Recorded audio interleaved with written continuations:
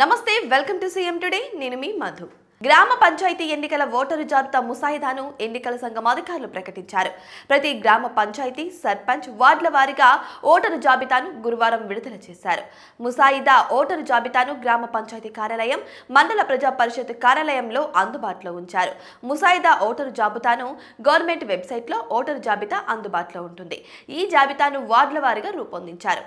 ఈ జాబితాపై ఎవరికైనా అభ్యంతరాలు ఉంటే ఈ నెల 30వ తేదీ వరకు తెలపవచ్చు.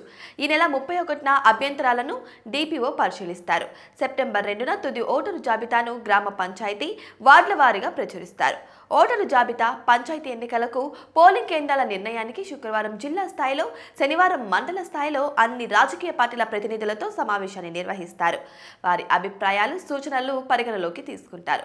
ఓటరు జాబితాతో పాటుగా సెప్టెంబర్ 2న పోలింగ్ కేంద్రాల తుది జాబితాను ప్రకటిస్తారు. ముసాయిదా ఓటరు జాబితాను ప్రచురించడానికి మండల ప్రజా పరిషత్ అధికారులు, గ్రామ పంచాయతీ కార్యదర్శులు పెద్ద కసరత్తు చేశారు. వార్డుల వారీగా జాబితాను తయారు చేసే సమయంలో ఒక కుటుంబంలోని సభ్యులందరూ ఒకే పోలింగ్ కేంద్రం పరిధిలోకి వచ్చే విధంగా జాగ్రత్తలు తీసుకోవాలని ఎన్నికల సంఘం స్పష్టమైన ఆదేశాలు జారీ చేసింది. దీంతో పంచాయతీ కార్యదర్శులు మరోసారి ఓటరు జాబితాను పరిశీలించి ఒక ఇంటి కుటుంబ సభ్యులందరూ ఒకే పోలింగ్ కేంద్రం పరిధిలోకి వచ్చేలా ఏర్పాట్లు చేశారు. ఎన్నికల సంఘం ఆదేశాలకు అనుగుణంగా ప్రతి వార్డుకు కనీసం ఒక పోలింగ్ కేంద్రాన్ని ఏర్పాటు చేశారు. గరిష్టంగా 600 మంది ఓటర్లకు ఒక పోలింగ్ కేంద్రాన్ని ఏర్పాటు చేశారు. 650 మంది కంటే ఎక్కువ ఓటర్లు ఉంటే రెండో పోలింగ్ కేంద్రాన్ని ఏర్పాటు చేశారు.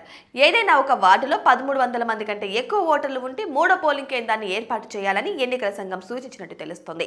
శివారు గ్రామానికి సంబంధించి అక్కడే పోలింగ్ కేంద్రాన్ని ఏర్పాటు చేశారు. ఇక పోలింగ్ కేంద్రం 1 కిలోమీటర్ దూరం కంటే ఎక్కువగా లేకుండా ఉండేలా ఏర్పాటు చేయాలని సూచించారు. పోలింగ్ కేంద్రాలను మతపరమైన ప్రాముఖ్యత కలిగిన ప్రదేశాల్లో ఏర్పాటు చేయరాదని ఈసీ స్పష్టం చేయడం జరిగింది.